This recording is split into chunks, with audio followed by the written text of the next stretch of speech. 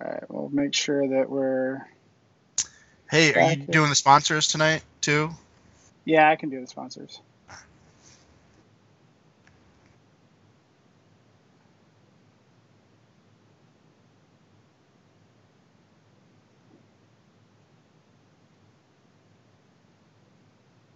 Let's see.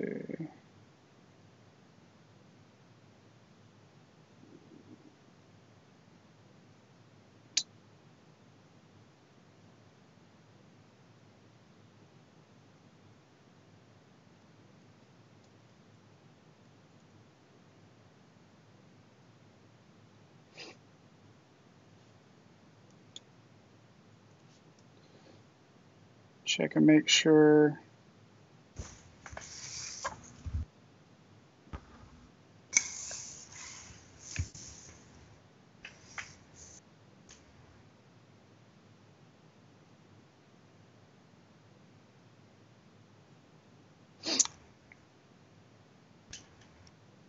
This thing says we're live. Okay. All right. Well, we should be live then. Hey, we're sorry, everybody. We're experiencing some technical difficulties, in typical TFYLP tradition. Yeah. So we'll edit these shows together for you. So feel free to leave obnoxious and rude comments towards us. We can take it. We appreciate them. It's the internet. You got to have tough skin to be on the internet, man. You know, it's somehow that, like, literally I don't have any computer issues until we start live on Facebook or on YouTube or whatever. And at that moment, that's when everything crashes, right? I mean, it's just, it's Murphy's Law. Yeah. So. Yeah, Murphy's Law. Good old RoboCop. So, okay. So I think the point where you guys cut out was the part where we're talking about Star Convoy, and we're talking about Big Powered, and whether or not I should get the Big Powered, and as far as like that my background and my shelf and all that. So I guess, Rick, I'm sure you probably had like about a 5-minute monologue going after that about why I should. Yeah, I said some pretty harsh things about you personally. So okay. It's a shame that did not get recorded for posterity. I'll try and remember what it is that I said, and I'll just shoot you a message later. Okay. So that because my words need to be heard. Yeah, and make sure not to leave anything back, because I didn't get any of that. No, sometimes when autocorrect steps in, but whenever it says duck, just know it's supposed to say something else. Yeah. So so the one thing that I will say just in general is that I really do love the Generation Selects products that they've done and the Dakar exclusives that they've done, and so a lot of my motivation, for some of these, besides the fact that they look really cool, is the fact that I do want to support this line, and I do want some type of additional thing that they're doing, now that the club's no longer around. And I mean, it seems like most of these releases are a little bit less expensive than the club, just because, Hasbro's making it directly or Takara directly. Well, they're also making a lot more, 5,000 versus 500 units, so that's a big difference too. So I think we're getting Ricochet just came out along with the red chested swoop. Yep. I still haven't gotten my Megatron, my G2 Megatron. Same. Oh, really? But I did get notification from Pulse that my second wave of Siege stuff is shipping, but they're shipping each figure in an individual box. So I got 8 shipping notifications with 8 different tracking numbers, and it's like... Yep. And they all didn't arrive. So I got like 3 deluxe figures 2 days ago, and in the mail today came another random deluxe figure. That's not a tenable shipping situation for them. No. I mean, they're all going to the same place. Just put them in the same box. Right. Yeah, I was kind of surprised with that too, and I'm just wondering, like, my wife is going to be wondering what the heck's going on when I get, 15 boxes next week, and it's like, no, God, I swear, I didn't even think about that, dude. I ordered 10 Gamorrean guards. And does that mean I'm going to get 10 boxes? Maybe. Jesus. And the funny thing about it is all these things are like, what, $10 or $20 a piece, free shipping for us and all that. So yeah, it's like, yeah. But you're gonna have more shipping boxes to give away. I need to just have like a convention where I give away boxes, or I set up at a convention. See, I'm just a lazy person in general. I should just set up at a convention and you need a box? I'll sell you a box. It's $1. Here's a box. Any box is $1. I can make up. I think I'll make up to $5 to $10 that day.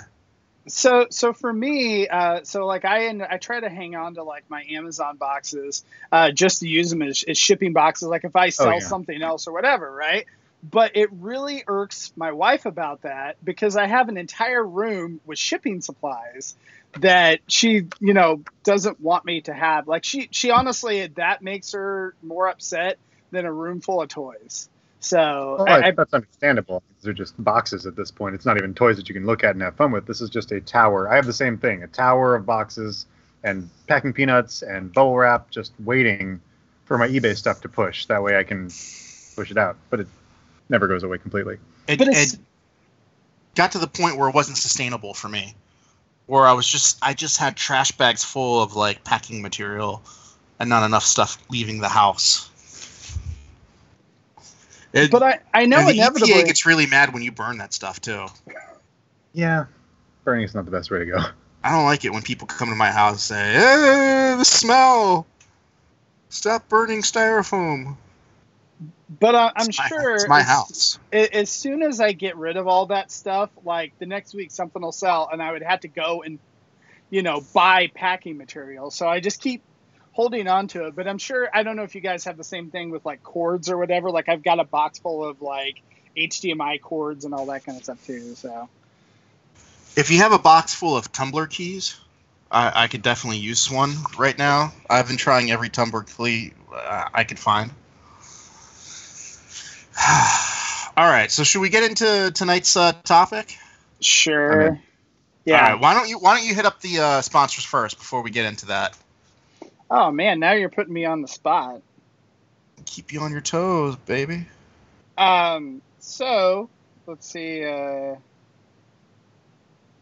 gonna say I have them written down just to make sure here. So our first sponsor is CapturePrey.com. Great toys, great prices, great service. So you can save more with free domestic shipping on any orders of $150 or more. And you also have the benefit of the Stasis Pod, which is something where you can stack your items together and then ship them out at a later time.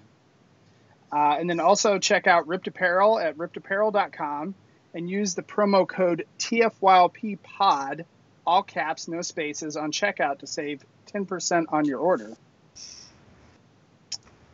So, and that is it. And we have our Patreon. And also our Patreon. Right, so it costs a lot of money for us to have all these technical issues that we're trying to fix the technical issues, but that shit costs money, people.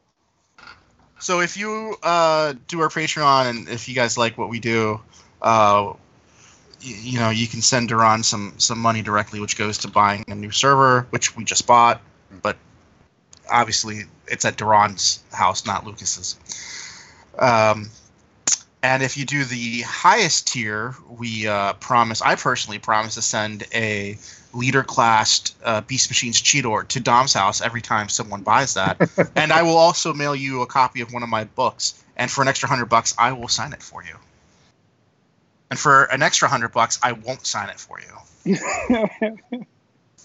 So, can we try and screen share stuff, or is that going to crash the system?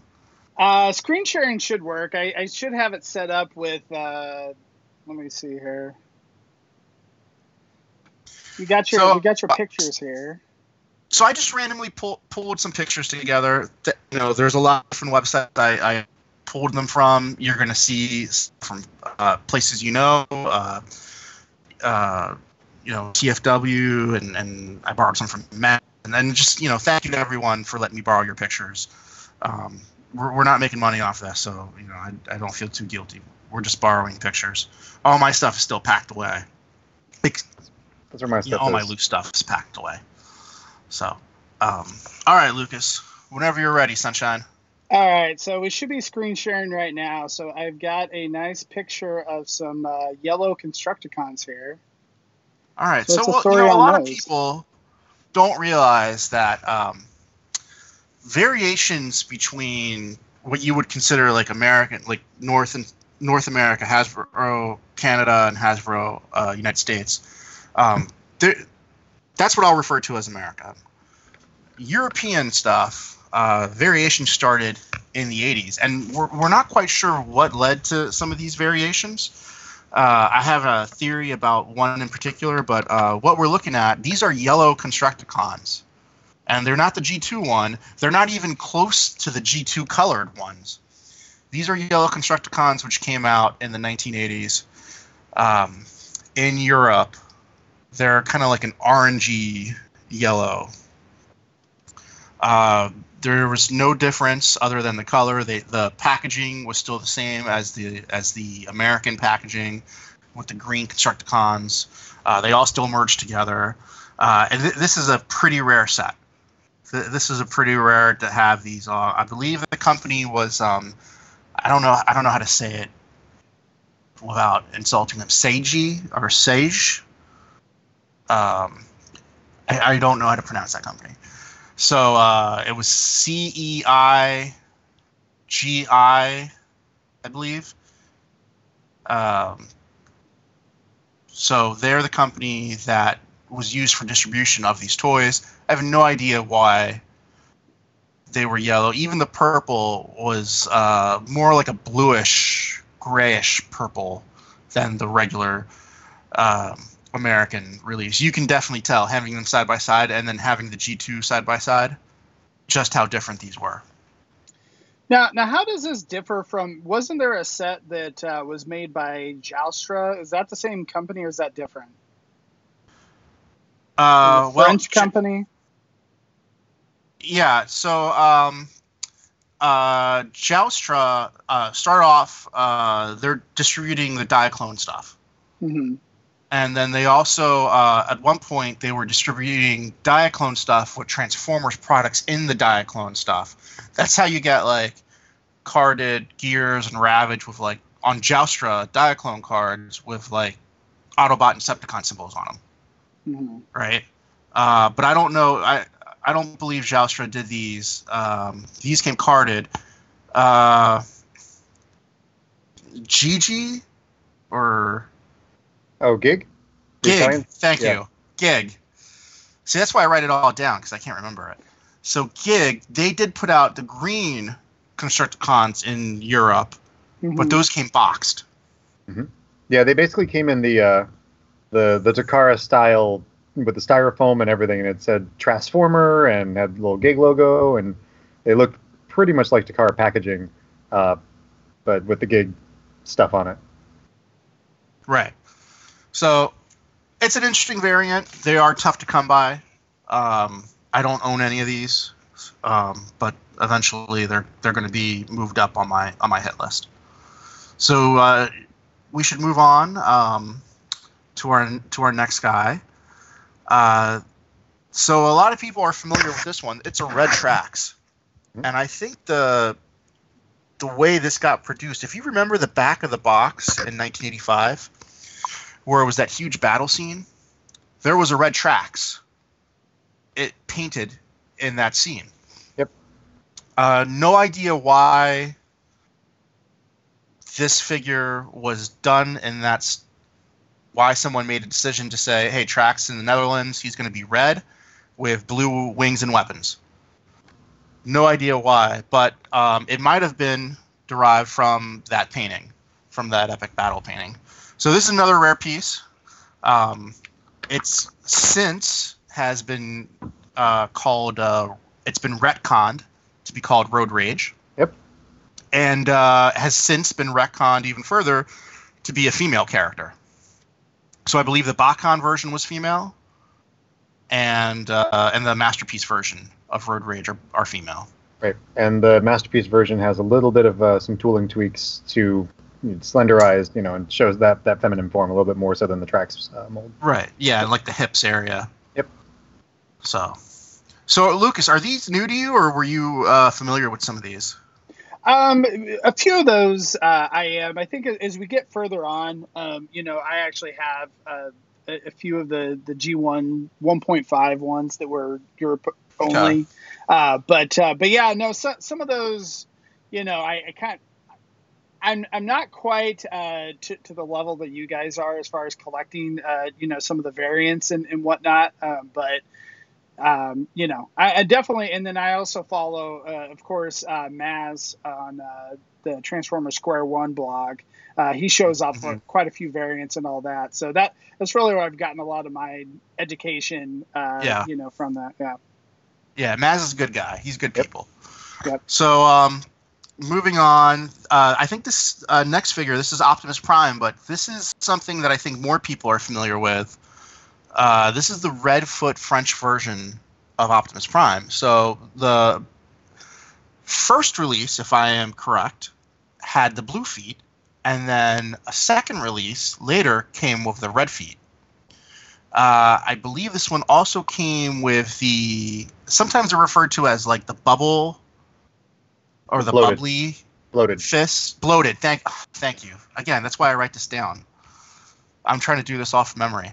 So you have the bloated gun with the bloated fist, with the bloated little piece for roller that fits on the back, and this Optimus had that variant over there in Europe, if I'm correct. Mm-hmm. So this is an incredibly hard variant to get. It was only available in France. I think most people have seen this. All these have been featured in various books that I've done. So that's kind of like early G1 variants.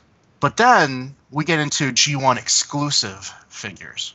Yep. And I think that's where most people are familiar with. Lucas, it sounds like this is like where the figures that you might collect or might have seen pop up in Generations. Hey, how crazy would it be, Peter, if there was like a Chug Optimus with red feet? I would go for that. How come that hasn't happened yet? I don't know. I could see that coming out. I mean, I in my mind's eye, I would see it coming out in like a Platinum Edition if they were still doing that, or maybe SDCC with just funny feet release. That could be fun. I almost feel like it would be a masterpiece, like one of the MP10s that they release. To give another variant of that. Somebody photoshopped the new Masterpiece Optimus that hasn't come out yet with the G1 toy head and the G1 toy colors, and it looked amazing. Oh, yeah. But if you did a version where you gave that one the red feet, see that's a reason for me to spend $450 because I like my feet red. Yeah, and they've done a great job. I know with some of those, like that toy Megatron that they did is great too. Yes, that was another toy. I got it, opened it, looked at it, back in the box. It's lost somewhere in all of this mess that I have here. So, all right, so let's move on to some Action Masters.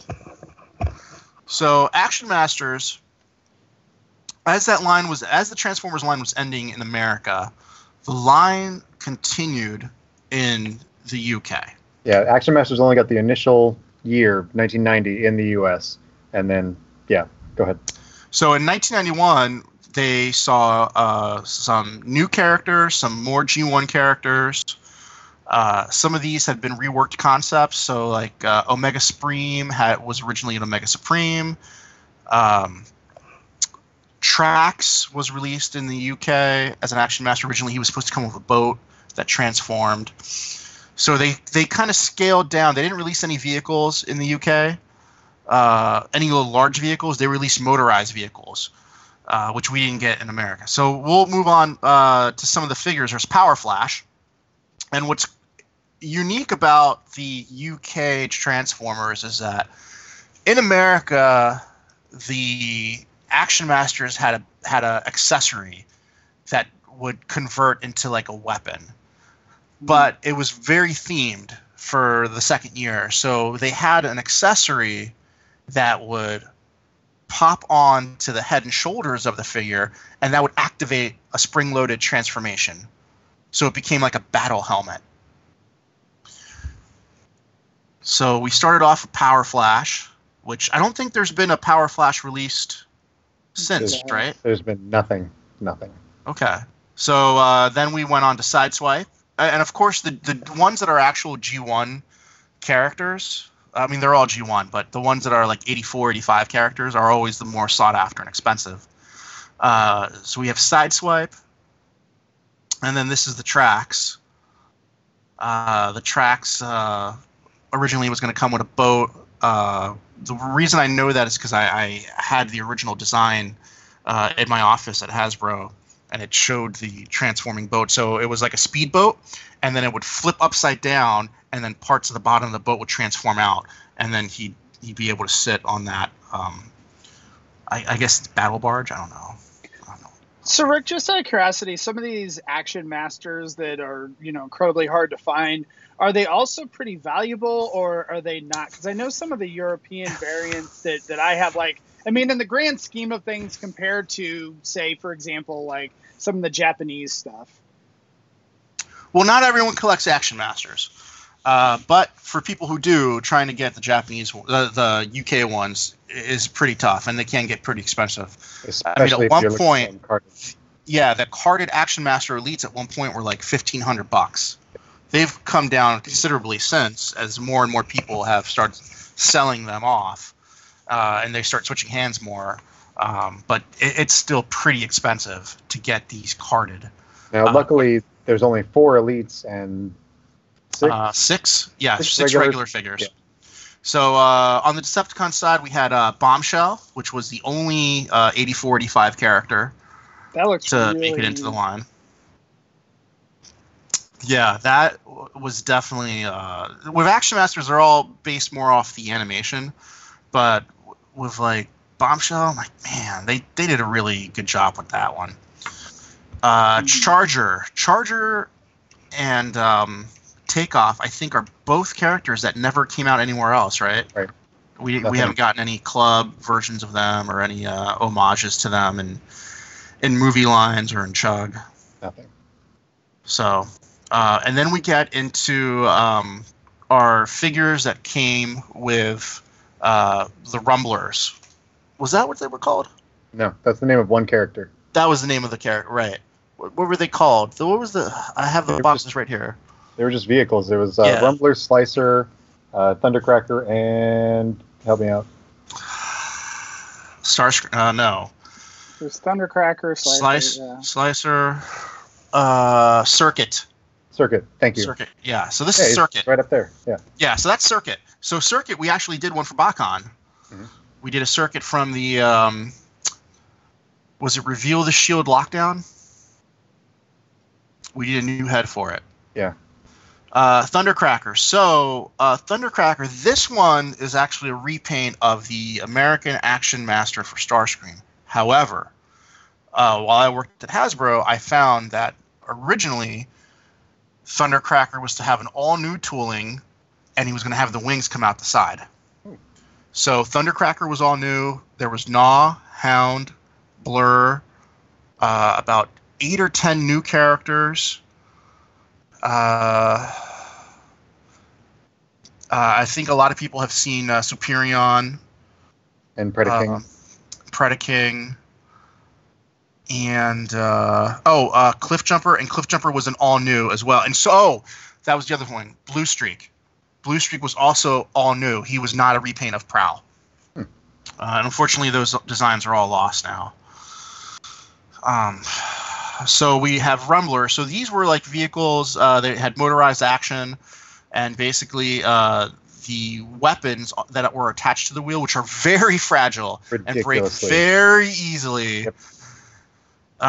Those would spin around, and then you would stand it up, and the character would kind of be like an exosuit type thing, and then the weapons would spin again.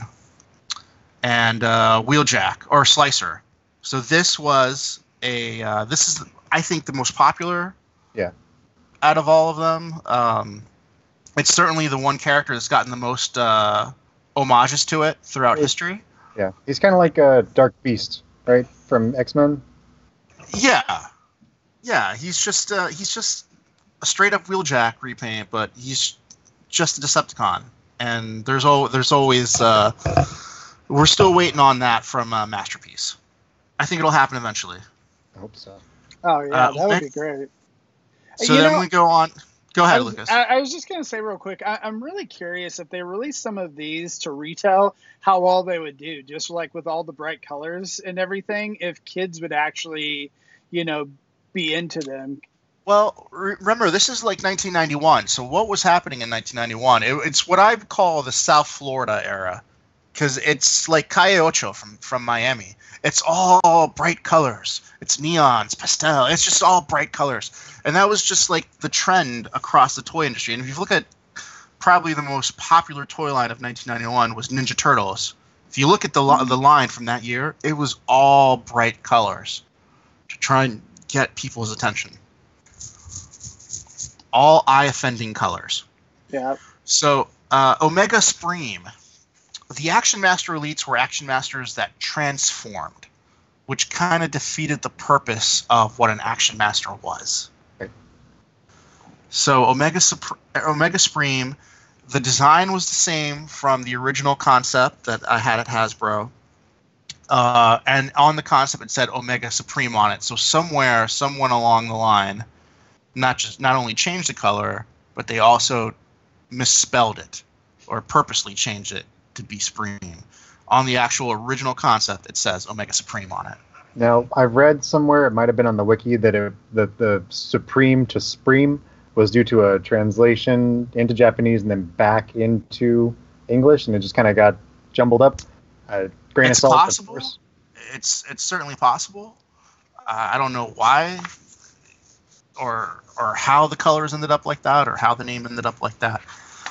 It could be like another situation where like you see what was the G1 reissue? Was it Inferno or Hoist that had the name spelled wrong on the box for the TRU reissues? Oh, so mistakes happen.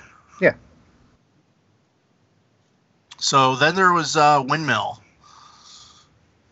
Windmill is another character. We haven't seen an homage to him anywhere. He's an interesting mold. Yeah, the transformation certainly is unique. They had what was interesting about the Elites. They not only transformed, but they also had like this little peg you'd push in, and it would like rotate something, would activate something. So with Windmill, it would activate the blades of the helicopter mode. And then Double Punch, which I think is the most popular of all 4 Elites. I don't think I actually found his original design while I was at Hasbro, so I can't confirm it was supposed to be Scorponok or not. But looking at him, it's supposed to be Scorponok. It's Black Zarak. I don't know, man. It does have that head on it. Yep, it definitely has the head. Yeah. So Double Punch has been homaged. We do have our Chug figure made from the Energon Scorponok, which I think came out wonderful. It's beautiful. And then finally we have Turbo Master, which was Bruticus. In the original design, it actually was Bruticus, where it looked like it was a combiner. And then it was changed to have the limbs be more uniform. But if you look at the head and you look at the torso, you could tell that's Bruticus. Yeah. And then we move on to our motivators. Before we move on to the motivators, I just want to take a second. I used to be subscribed to a periodical called Toy Trader, and around 92, 93, it was like a big newspaper-sized thing I got every month. Around 92 or 93, I was flipping through, and there were all these ads from just local, nationwide, U.S.-based dealers, and they had an ad in there for Transformers, and I laughed and laughed because this ad said, I'm 13, 14 years old, and the ad says, Action Masters, and it said Omega Supreme, and I laughed at it because they misspelled Supreme. Who these stupid people don't know what they're talking about. Windmill. I've never heard of that guy. What is all this junk? Whoever this dealer is has no idea what he's talking about. And it was just a little ad. They were $20 a piece, and I blew it. I blew it off. Thought it was a joke. Thought it was just someone completely mistaken about what they had, and that was that. And I didn't hear about them again until I got on the internet years later, and was like, whoa, whoa, whoa, whoa, whoa! I tried to find it before the show.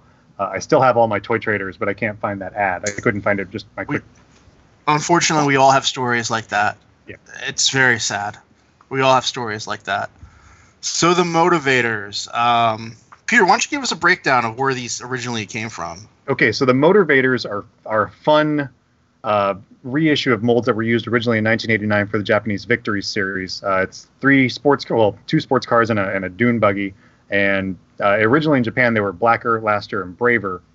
And they combined to form a dude called Road Caesar. They had swords and shields, and they had the Brain Master gimmick, wherein a small figure would be inserted in the chest, and as you close the chest plate, it makes the figure's face and brain rise up into their head module.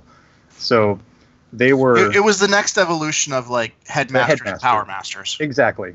So fun toys, kind of a clunky combiner mode, but still fun. I love that set.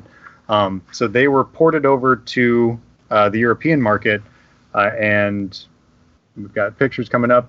The names were changed. It was Gripper, Lightspeed, and... Flame, thank you. Yeah.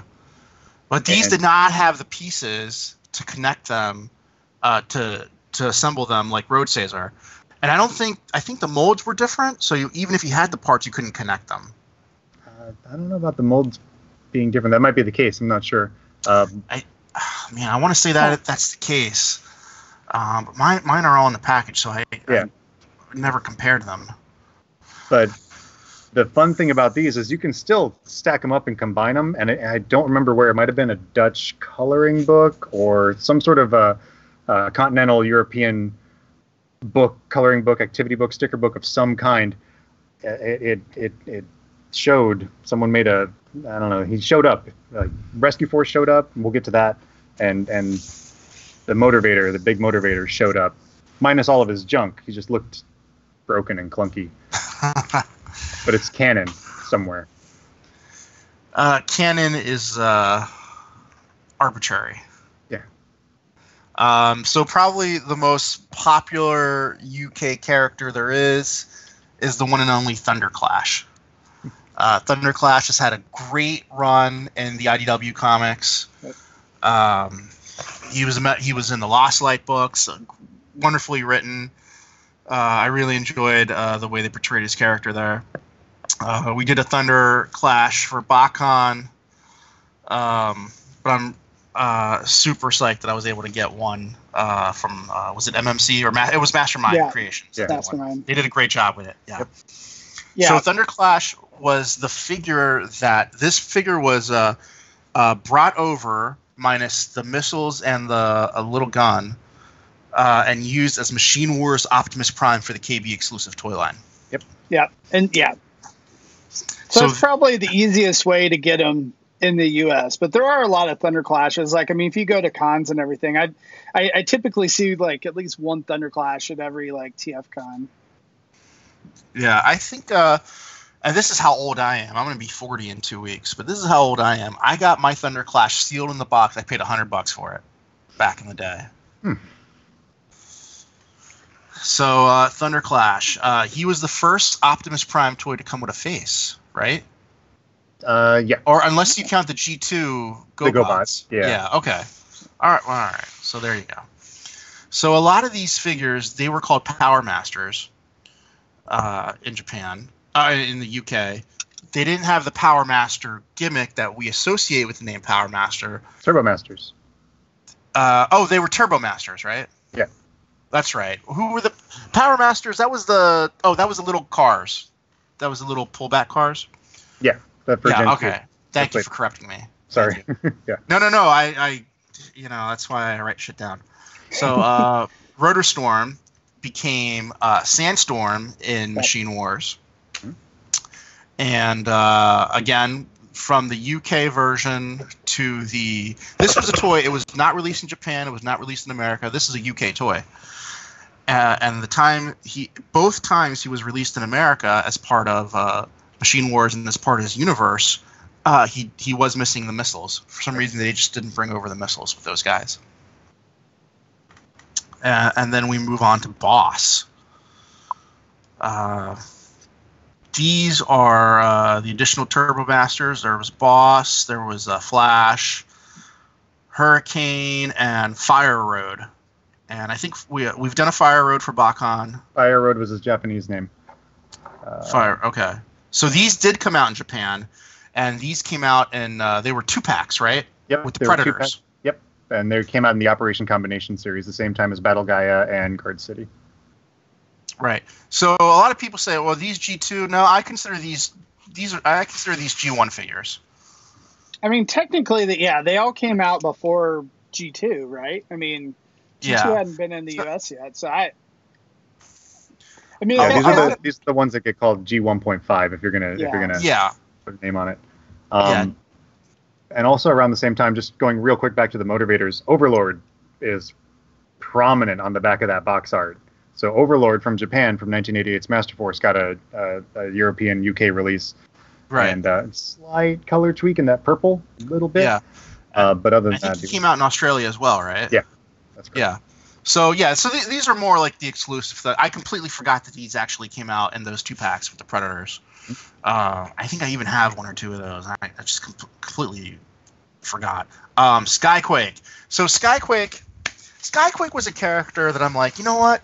We need a guy who's like a Seeker, who's like big and strong, and like the Lugnut version of a Seeker. So like I was thinking like Lugnut from Animated. And that's why in Transformers Prime we had Skyquake. Because I wanted to reinvent that character. Unfortunately, they killed him off after 1 episode, which I wasn't prepared for. I'm like, yeah, we need Skyquake in the show. We need to make this guy a thing, and he should have a British accent, which they didn't do either. But Skyquake finally made it onto a television series. Unfortunately, he was killed, and then he came back for 1 episode as Zombie Skyquake. But Skyquake was Machine Wars Starscream. And again, he didn't come with the gun for the U.S. release, but he did come with the missiles. Came with a big pile of missiles, and the missiles came in 2 different color variants. There's the green ones, and I think they were white. It was the harder to find set. Oh, I didn't know that. That is... Wow, I didn't know that. Damn it. Now I need to go... Well, I know what I'm doing later on eBay. So I'll be looking for those white missile ones. So you can't tell in the package about the variant. No, it's got to be opened. You got to open it, yeah. Oh, that's the tricky part. That's tough. Oh, Peter? Do you want to talk about the mechanism between the Predators? Oh yeah, the visor. Yeah. So I think it was called the Mega Visor. I could be wrong, but the Predators were 4 small jets, and the 2 larger Predator figures. It's Skyquake and Stalker. Yeah. They Machine Wars Soundwave. Exactly. They came with it was built into Skyquake's back, and Lucas can show that off. And Stalker had it built into his missile. You could mount. Don't do it. Don't push it. Don't attach anything to him. So I was gonna say one thing about these guys too. I was gonna bring up is every single one of these almost has some type of gold plastic on it. And so this is the thing that's unfortunate. A lot of their guns and a lot of the ones that I have are broken somewhere, or they have a gun that's broken, or they don't have the gun because it disintegrated, whatever. So this particular version does have some cracks or whatever on it too. I didn't pay a ridiculous amount for this or anything like that. I actually the eBay seller I got it from didn't say they had cracks, and then I got it, and I'm like, what is this guy? And so he gave me a big partial refund for the fact that the gold plastic was cracked. So yeah, you look at them wrong and they break. Yeah, they're like Electro from G2. That's a fact. Same material, but you would take the smaller Predator figures and you would attach them to the Mega Visor on Stalker and Skyquake, and then you could look through the visor and it would show like a little battle scene or something. And yeah, basically the it's problem. Like a viewfinder. Yeah. Yep. It was like a viewfinder built in. Yep. So Stalker, he was reused without his gun and without his little missiles for Machine Wars Soundwave. He did come with the satellite dish, the little antenna dish that fits on his shoulders. Now, what's interesting is that the Predators, there was Falcon, Skydive, Snare, Talon, right? Yeah. Good. Right. Yeah. Those guys, the artwork for them was used on Machine Wars. Sure was. But the figures didn't come out. Right. There were some tweaks to change the heads and faces and colors or whatever, but that was the Predator art on Machine Wars boxes. So they I didn't have Photoshop back in 1995, but they altered the original box arts to make them look like inspired by the Machine Wars figures. Hmm. So these came on giant cards too. They were the Beast Wars size cards, and all the Beast Wars cards were really big. Yeah. For some reason in the UK, you got really big backer cards for figures. Oh yeah. So they don't ship well. They don't ship well when you put them in your luggage and try to put your clothes between them. So, so there were 4 Predators. Again, you got what I call the South Florida colors on these guys. And then real quick, we're running short on time. We're going to move on to these guys. Rescue Force, who they really don't have names for these guys. Rescue Force Buggy, Rescue Force Jet, Rescue Force Drill, and Rescue Force Claw Thingy. Yeah. So these have been showing up a lot lately in the last 10 years, carded in the U.S. and unpunched even. So like I have a set that's carded and unpunched. And I think I paid $10 a piece for these about 10 years ago. So these were these are reused from the Breast Force. Leo, yes, the Breast Force characters that formed Leo Kaiser.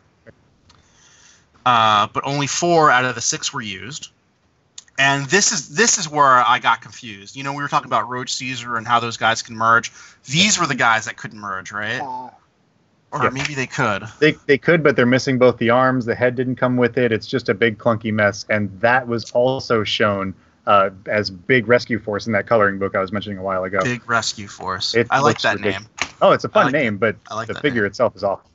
Yeah, I think we actually have a picture of them combined. Yeah, we do. I'm showing it right now. Okay. So then we move on to other figures that were exclusive. These didn't come out in Japan. Hey, real quick, Rick, one of the viewers had a question and said, what do you know about the early 90s UK Hong Kong releases?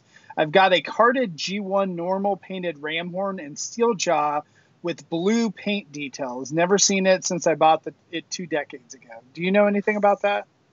So I don't know anything about that specific variant. In the early 1990s, a lot of people go back and forth on whether these are official or not, but these were official. A lot of Transformers got reissued in the reissued in the American packaging, the original 1980s packaging, and most of the time. So, for example, I have this carded figure here. Up in the corner, there'd be a little Japanese sticker. You know what? They were Chinese. Chinese, yes. Hang on.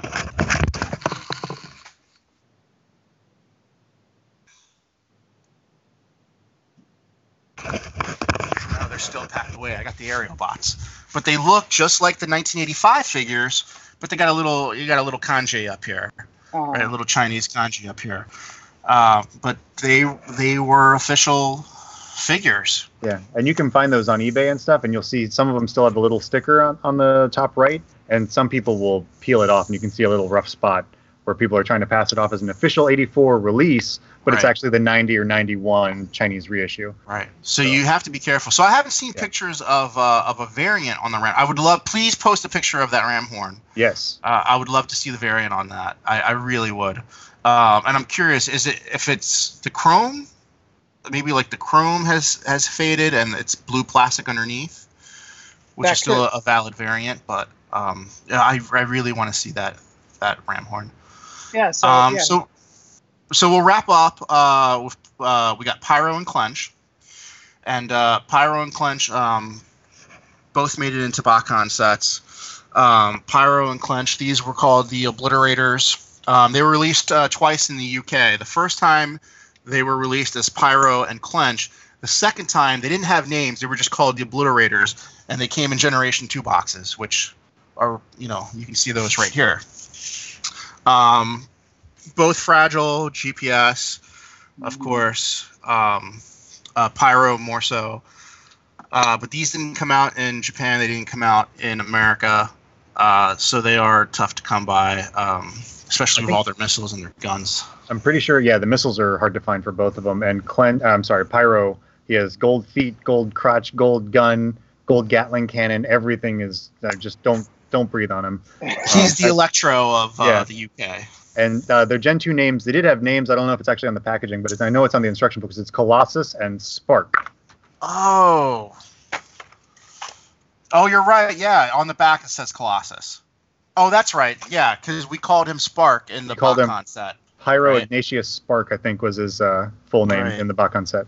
Right. That's right. Man, it feels like a million years ago for me. I was going to mention, too, that those BotCon figures are actually really good. I think the Pyro was a repaint of the Generations Inferno, right? Yeah, I think it was Inferno with that was just a straight repaint, right? And then Clinch, I think, was a repaint of the Onslaught.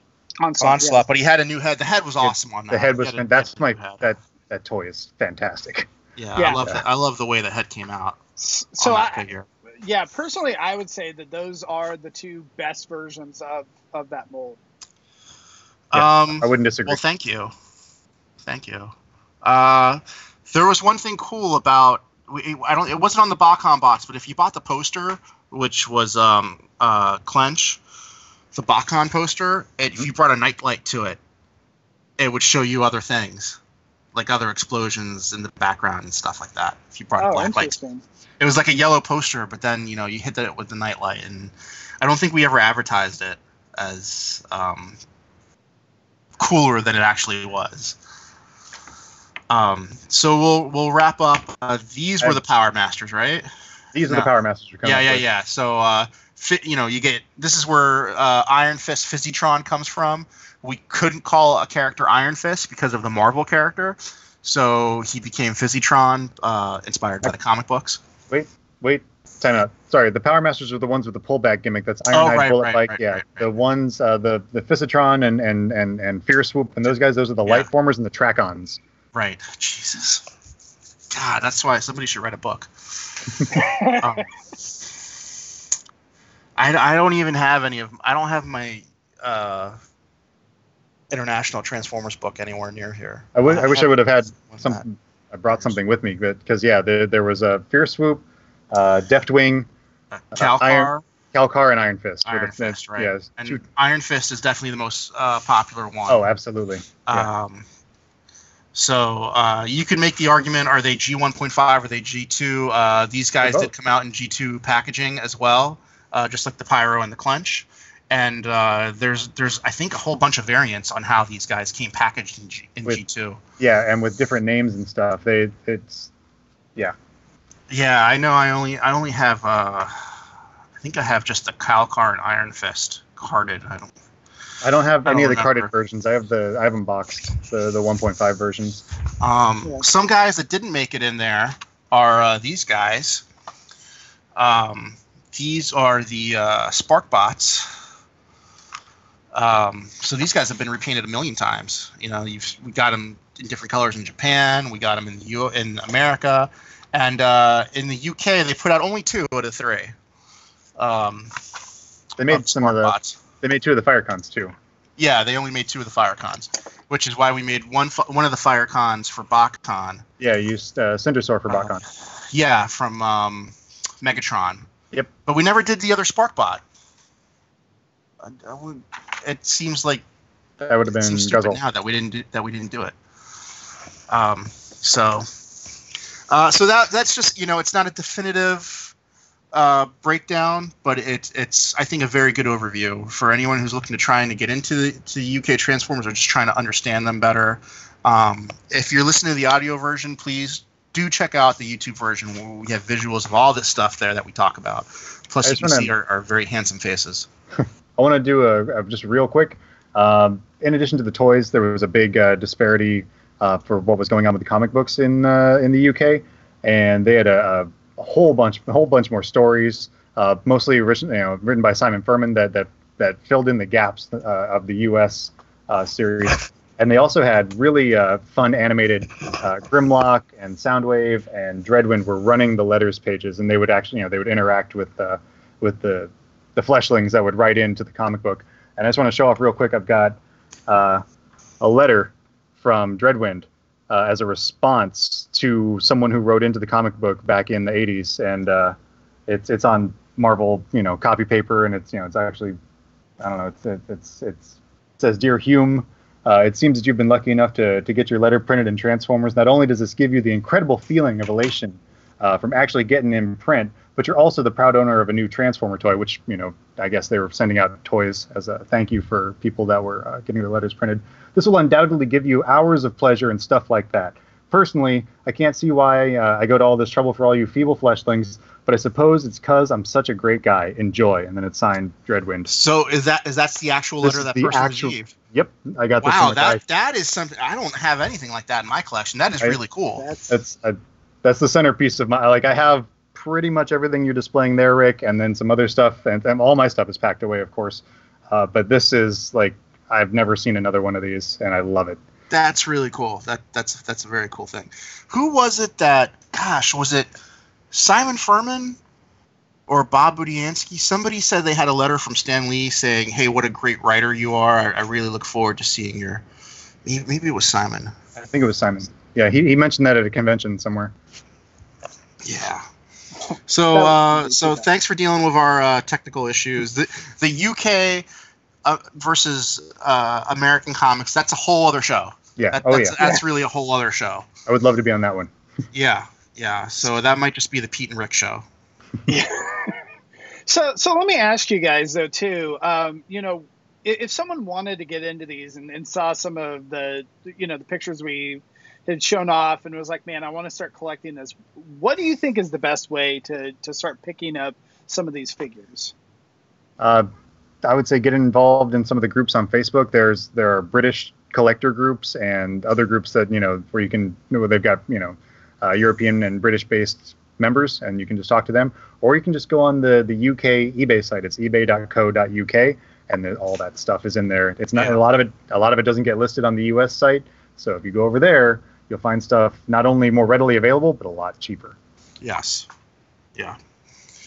Yeah, it's kind of funny too, because a lot of these, since they came out in Europe, that's just their toys, and so they don't really think of them as rare. And I think some of these, did they come out in Canada as well? In addition to Europe, some of these were they all Europe? I think we didn't mention them, but there were the G1.5 Constructicons without the combiner bits. I think those were released in Canada and maybe Mexico as well. The yellow ones. There are a few different, because I have a couple different samples with different hang tag cuts in them, whether it's the little butterfly punch or the hook type. So that kind of denotes where they were produced. But they're all multilingual packaging, so it's weird stuff. Yeah. But any information that any viewers or listeners might have to help us clarify that would be appreciated.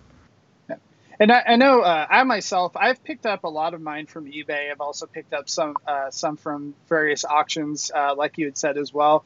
I think the biggest thing that you want to be careful with, like with a lot of these, is make sure to ask a lot of questions about the condition if you're buying online, because again, a lot of these have gold plastic in them, and so make sure to ask ahead of time. Don't just rely on a couple pictures on the eBay listing and whatnot. A lot of the groups are a lot better about actually spelling out the condition explicitly, but a lot of people don't do that in Europe. And some of the people on eBay too don't even know what they have. Sometimes it's like it's a dealer from Europe and they're like, yeah, I don't know, someone dropped this off at my store and here it is. So be careful with that. The other thing too is to do your research as well, that with any of these figures that are harder to find, be happy with the condition that they're in, because it is very hard to find accessories for these figures. So like if you're buying it without the missiles or without the guns and stuff like that, it could take you 10 years to find the accessories. Those Action Masters. That's why I don't mess with that, man. I either buy them complete or I buy an extra one carded that I just open. Right. And I know, like myself, like I've bought a lot of these to where they may not be 100% complete, but it's $20. So it's like I just want to enjoy the mold and you know, mess with it. And if it breaks, it breaks, not a big deal or whatever. But just be aware with that and be happy, because let me tell you, you're never going to find, like, not to say never, but it's incredibly difficult. It's hard to find, and you're gonna pay for it. Yeah. A lot of times those accessories are maybe more than the figure itself. Right now, there's a windmill carded from Greece. I think the seller's in Greece, and it's $1,400, like on one of the eBay sites. So yeah, these things, when they come up, they're not cheap. Yep. So, but that's why I love it so much. There's always a hunt. There's always something for me to collect. Yep. Yeah. And I know even for me, you know, like some of these figures where, you know, I might only pay $50 to $100 on some of this stuff where I'm not necessarily getting the carded version. But it's really great to have a loose collection. And again, it's really like, I'm not necessarily paying $1,400 on it. I might only pay a little bit, but it's really hard to find. And so that's what, like, I know, like when I went to TFCon this last year, that, you know, one of the guys had a bunch of G2 European stuff and G1.5, and I was like, I will take it all. Just here, Pat, like, make me a deal. Like, what do I need to do to get all this stuff? Just because, again, like, you know, going to conventions, it's like you might not see it forever, or in the groups that, you know, a lot of times the stuff comes up like once a year maybe, or whatever. So, but rather than wait to see them come up, it doesn't hurt to ask. It never hurts to ask. Yep. All right, guys. Well, let's wrap it up.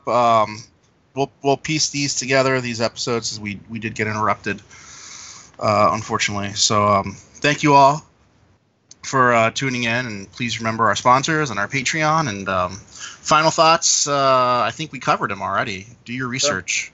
Yep. Spend money. Capitalism. Send me money. So, all right, guys. Thank you very much. All right. Thanks, everyone.